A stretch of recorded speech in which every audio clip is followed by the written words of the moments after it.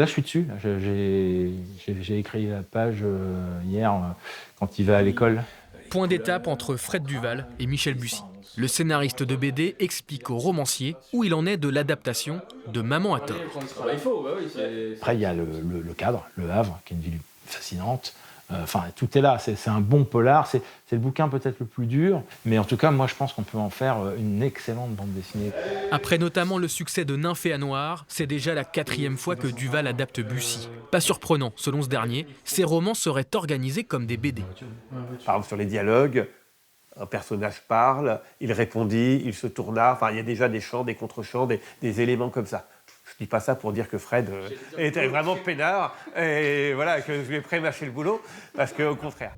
Et le dessinateur, alors, ce sera lui. Étonnamment, il n'a que 23 ans. T'as bien avancé quand même. Corentin Garcia est rouennais. Il sort à peine d'école d'art et le voilà déjà présentant ses travaux à l'un des auteurs de polar les plus populaires du pays. C'est super parce que bon, c'est vrai qu'il y avait la scène d'avant, etc. Et là, t'as vraiment le détail, les deux mecs là, voilà, le regard croisé.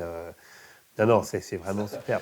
C'est Michel Bussy qui a découvert Corentin, après être tombé un peu par hasard sur son site internet. Il y avait quelques ébauches de BD, mais c'était surtout des dessins, du graphisme, etc. Je trouve ça vraiment bluffant, quoi. Et pour Maman à tort, pourquoi pas? Fred regarde, il me dit « Ah ouais, c'est intéressant ». Depuis que je suis jeune, je veux faire de la bande dessinée et j'en avais aussi un peu sur mon site. Donc voilà, c'était exactement ce que je recherchais pour mon premier projet. Même mieux que ce que j'aurais pu espérer. Corentin ne s'en cache pas, il a la pression. Mais Fred Duval lui fait confiance. Et pour lui, c'est aussi l'occasion de lancer un jeune BDiste normand dans un monde où il est dur de percer et même de simplement gagner sa vie. Ou pas, parce que son mari est diplomate.